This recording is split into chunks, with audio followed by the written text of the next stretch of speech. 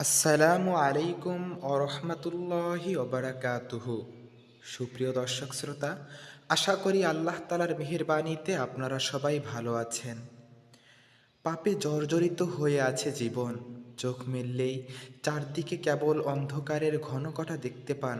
কলুষিত হৃদয় নিয়ে যখনই আল্লাহর দরবারে দাঁড়িয়ে বলেন, আমি যে এত পাপ করেছি, আল্লাহ কি সত্যিই আমাকে ক্ষমা করবেন?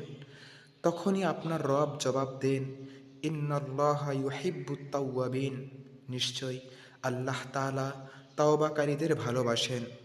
সুপ্রিয় দর্শক শ্রোতা, প্রতিটি মানুষই জীবনে ভুল করে।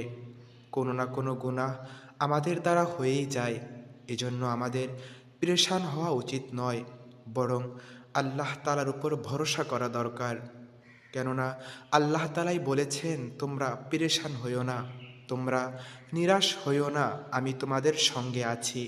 সুপ্রিয় দর্শক শ্রোতা, আমাদের জীবনে চলার পথে আমাদের দ্বারা অন্যায় অবিচার গুনাহ হয়ে গেলে আমাদের জন্য উচিত হলো আল্লাহ তাআলার দরবারে এর জন্য ক্ষমা প্রার্থনা করা। আল্লাহ সুবহানাহু ওয়া তাআলা আমাদের সকলকে দিনের উপর চলার তাও